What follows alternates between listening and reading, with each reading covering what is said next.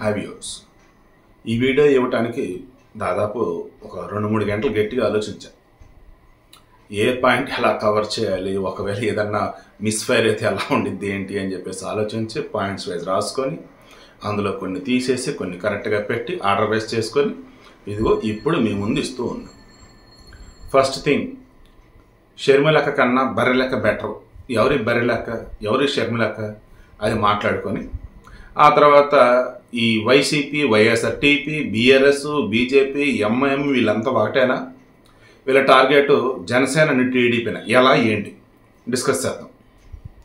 ముందుగా ఆడబిడ్డ అంటే అక్కడ బిడ్డ అంటూ జగనన్న వదిలిన బాణం కాదు నేను, తెలంగాణ ప్రజల కోసం రాజన్న బిడ్డగా వచ్చిన మనిషిని నేను అంటూ 1000 కిలోమీటర్ల పాదయాత్ర చేసిన ఘనత నాది అంటూ పాదాల మీద నడిచేది పాదయాత్ర అని చెప్తూ బీఆర్ఎస్ఎల్ని అసలు ఆమె మాటలతో ఓ రేంజ్లో ఏరి పారేస్తూ ఉంటే ఆహా, తెలంగాణకి సరికొత్త రాజకీయ జ్యోతి వచ్చింది షర్మిల రూపంలో అంతా అనుకున్నా.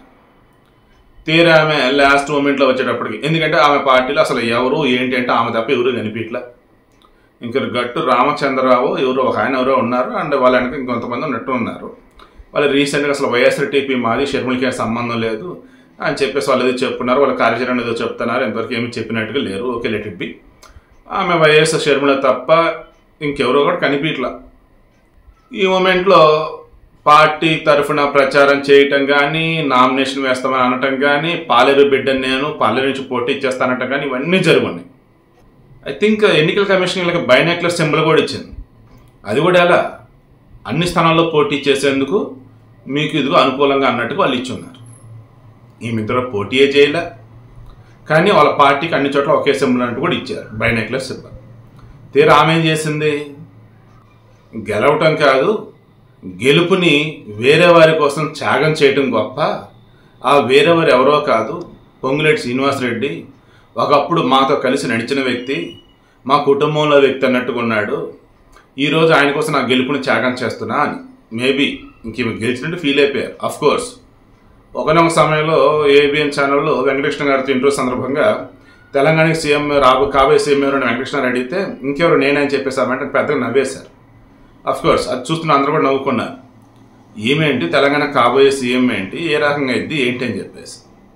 సో మొత్తానికి ఇంకేమైంది, తెలంగాణ కాబోయే సీఎం అని చెప్పినటువంటి ఆమె, రాజన్న రాజ్యం తీసుకొస్తానని చెప్పినటువంటి ఆమె, అన్ని స్థానాల్లో పోటీ చేస్తానని చెప్పినటువంటి ఆమె, కాంగ్రెస్తో పొత్తు కోసం చివరిదాకా చూసి, కాంగ్రెస్లో విలీనం కోసం చివరిదాకా ట్రై చేసి, సో చివరికి కాంగ్రెస్లోకి వెళ్తాము అనుకున్నప్పుడు ఇక్కడ ఉన్నటువంటి కాంగ్రెస్ వాళ్ళు ఒప్పుకోక, ఎందుకు తెలంగాణకి వైఎస్ రాజశేఖర ఏమాత్రం అనుకూలంగా సెపరేట్ చేద్దామన్నప్పుడు ఆయన కూతురే ఈమె. ఇంకెలాగా, అండ్ మోర్ ఓవర్ 2012 ఆ మూమెంట్లో కూడా వైఎస్ రాజశేఖర చనిపోయిన తర్వాత కూడా తెలంగాణ ఉద్యమం ఉవ్వెత్తం జరుగుతున్నప్పుడు కూడా సమైక్యాంధ్రకు మద్దతుగా నిలిచిన వ్యక్తి షర్మిల, ఆ జగన్మోహన్ రెడ్డి.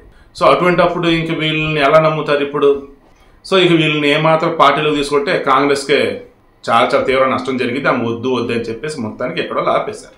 ఇక ఆమె ప్రయత్నాలన్నీ కూడా ఏ రకంగా అయిపోయినాయి. ఒకనాడు స్టార్టింగ్ మూమెంట్లో ఆమె పార్టీ పెట్టినప్పుడు తెలంగాణలో ఉన్నటువంటి వైఎస్ అభిమానులు ఎవరైతే ఉన్నారో ఇప్పటికీ కాంగ్రెస్ని చీకొడుతూ ఉన్నారు. కారణం, కాంగ్రెస్ కావాలని వైఎస్ రాష్ట్రంలో కేసులు పెట్టింది, అది ఇదే నానా హడావిడి చేసింది.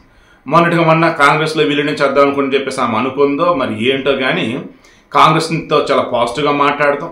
రాహుల్ గాంధీ, సోనియా గాంధీ వచ్చేసి చాలా సన్నిహితంగా ఉండేవారు అనటం, వైఎస్ రాజశేఖర ఖచ్చితంగా ఖచ్చితంగా రాహుల్ గాంధీ ఇప్పటి ప్రధానమంత్రి అయ్యేవాడని చెప్పటం, ఇలా చాలా చెప్పింది. అయినా సరే చివరి కాంగ్రెస్లోకి ఆమె రావడానికి డోర్లన్నీ ఇక్కడ ఉన్న వాళ్ళే మూసేశారని చెప్పేసి ఒక టాక్ అయిపోయింది. ఇక ఆమె పోటీ చేద్దాం అనుకున్నప్పుడు ఆమె తప్ప ఇంకెవరు కనిపెట్టాలి పార్టీలో. అండ్ ఈమె కూడా పోటీ చేసిన గెలిచిద్దో లేదో తెలియదు, అసలు ఎన్ని సీట్లు వస్తాయి, ఎన్ని ఓట్లు వస్తాయి ఏంటో తెలియదు.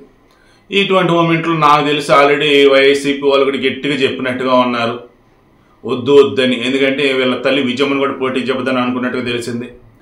కొడంగల్లో వచ్చేసి బ్రదర్ అనిల్ కూడా పోటీ చేపిద్దాం అన్నట్టుగా తెలిసింది మనకి. బట్ అక్కడ ఏవి కూడా రియల్ కాదు, అన్ని రూమర్స్ అని అనుకోవాలి. ఫైనల్ ఇంకేమేం చేసింది, లేదు ఓట్లు చేర్చకూడదు. ఇప్పుడు పవన్ కళ్యాణ్ ఉన్నాడు అంటే వాళ్ళ జనసేన తరఫున పోటీ చేయడానికి చాలామంది ఆసక్తిగా ఉన్నారు 2014లో కూడా, కానీ ఓట్లు చేర్చడం నాకు ఇష్టం లేదని చెప్పేసి అన్నాడు. ఇప్పుడు 2019లో కూడా అన్ని స్థానాల్లో ఏపీలో అయినా తెలంగాణలో పోటీ చేయడానికి చాలామంది రెడీగా ఉన్నారు. అయినా సరే వద్దు అని చెప్పేసి ఆయన లిమిటెడ్ వేలో వెళ్తున్నాడు. బికాజ్ ఆయనకు తెలుసు. బట్ షర్మిల అలా కాదు, అసలు మొత్తం మనమే అన్నట్టుగా ఆయన చెప్తూ చివరికి ఒక్క చోట కూడా ఉన్నటువంటి ఈమె కూడా పోటీ చేయకుండా ఆగిపోయింది. ఇక దాంతో జనాలంతా కూడా అంతన్నావు ఇంతన్నావు ఏంటమ్మా నువ్వు షర్మిలమ్మ, ఒకసారిగా అసలు మొత్తం ప్లేట్ తిప్పేసావు, అసలు అదేమంటే ఓట్లు చేర్చకూడదని అంటున్నావు, ఓట్లు చేర్చాలంటే నీ సైడ్ అసలు అభ్యర్థులు ఉండాలి, అభ్యర్థులు ఎవరు లేరు, నువ్వు తప్ప ఎవరు కనిపించట్లా, పోనీ నీకంటే ఆ పాలేరు అంతా మరి మిగతా చోట్ల ఏమైంది, నువ్వు గట్టిగా మరి పోరాటం చేసిందని ఇక్కడ అకస్మాత్తుగా వెనక తగ్గటమేనని చెప్పేసి నానా రకాలుగా అంటూ ఉన్నా సరే ఎవరు ఎన్నైనా అనుకునేవాడి ఈసారిగా దొరపాలన రాకూడదు, అందుకే ఇదంతా అని చెప్పేసి కాంగ్రెస్ సపోర్ట్ ఇస్తున్నా అన్న. కాంగ్రెస్ సపోర్ట్ ఇస్తున్నా అన్న తర్వాత కూడా మొత్తానికి మీద పెద్ద స్కెచ్చే వేసిందని చెప్పేసి అనుకున్నారు. అనుకున్నట్టుగానే దొంగ అని చెప్పేసి రేవంత్ రెడ్డిని సుప్రీంకోర్టే అంది, దొంగ సీఎం అవటం నాకు ఇష్టం లేదు, ఓ ఎన్నికల్లో మీరు ఓట్లు చూసి వేయండి అని చెప్పేసి అన్నారు. ఇక దాంతో అర్థమైపోయింది ఈమె కాంగ్రెస్ ఫేవర్గా కాదు, కాంగ్రెస్ని ముంచడానికి వచ్చింది అని. ఇదిగో లేటెస్ట్గా ఐటీ దాడులు జరుగుతున్న మొత్తం ఎవరి మీద, కాంగ్రెస్ తరఫున ఎవరైతే కంటెస్ట్ చేస్తున్నారో వాళ్ళ మీద. ఇదిగో ఈమె ఎవరికైతే సపోర్ట్ ఇచ్చిందో పొంగులేటి శ్రీనివాసరెడ్డి వాళ్ళ మీద ఐటీ దాడులు, అలాగే కాంగ్రెస్లో ఎవరైతే కీలకంగా ఉన్నారో వాళ్ళ మీద ఐటీ దాడులు జరుగుతూ ఉన్నాయి. నేను ఐటీ దాడిని తప్పుపట్టను, కానీ ఏ బీజేపీ వాళ్ళు అయితే బీఆర్ఎస్ వాళ్ళు అక్రమంగా డబ్బు బోర్డు అని సంపాదించారు అద్దెనిదని అంటున్నారో ఆ బీఆర్ఎస్ మీద వాళ్ళు దాడులు జరగట్లేదే. హైదరాబాద్ని మొత్తం పీల్చి పిప్పి చేశారని ఎంఐఎం వాళ్ళని, ఎంఐఎం మీద దాడి జరగట్లేదే. ఏపీలో వచ్చేసి ఆ కుంభకోణం ఈ కుంభకోణం అద్దెనిదని వైసీపీ వాళ్ళని అంటున్నారు, ఆ వైసీపీ మీద దాడులు జరగట్లేదే. వైఎస్ఆర్టీపీలో ఒక షర్మిల తప్ప ఇంకెవరు కనపడతారు. సో ఇదంతా చూస్తే మీకు BRS, BJP and YSRTP, MIM, YCP వీళ్ళంతా ఒకలాగే ఉన్నారు. అటు ఇటు చేసి పాపం జనసేనని ఆటలో ఒక పావులాగా వాడుకుంటూ ఉంది ఈ బీజేపీ. ఎందుకంటే వాళ్ళకి 8 మొత్తం 32 స్థానాలు ఆయన కోరితే చివరికి అటు ఇటు చేసి 8 స్థానాలు ఇచ్చారు. ఈ 8 స్థానాలు కూడా మరల ఎందాడదా కూడా కామన్ సింబల్ ఉండిద్దో లేదన్నటువంటి డౌట్. చివరికి ఏం చేశారు, ఈ 8 స్థానాల వరకే కామన్ సింబల్ ఇస్తాం గ్లాసు, తర్వాత ఇదే గ్లాస్ సింబల్ని ఇండిపెండెంట్కి కూడా మేము కేటాయిస్తున్నాం అన్నారు. దాంతో ఏముంది, అయిపోయాయి. ఒక పార్టీ పరువు కూడా లేకుండా అయిపోయింది. మేరా పాస్ పవన్ హై అన్నటువంటి మోడీ ప్రధానమంత్రిగా ఉండి ఎంత ఎలక్షన్ కన్నా స్వయం ప్రతిపత్తి ఉన్నా ఈరోజు పవన్ కళ్యాణ్కి ఏదైతే పార్టీ గుర్తు ఉందో గ్లాసుని దాన్ని ఇండిపెండెంట్ కూడా కేటాయిస్తున్నాం, మీ 8 మంది కామన్గా అదే ఇస్తున్నామంటే ఏంటన్నట్టు అసలు అర్థం. అది పాపం పవన్ కళ్యాణ్ జనసేన అనిపించింది. ఇక షర్మిల గురించి అంత చెప్పినానే, అంత చెప్పడం పోటీ చేయలేదే, కానీ బర్రెలక్క అని చెప్పేసి ఆమె పేరు శిరీష, ఒక నిరుద్యోగి, యూట్యూబ్ ఛానల్ ఇన్స్టాగ్రామ్ ఛానల్లో ఏదో పెట్టుకొని నడిపిస్తున్నారు ఆమె.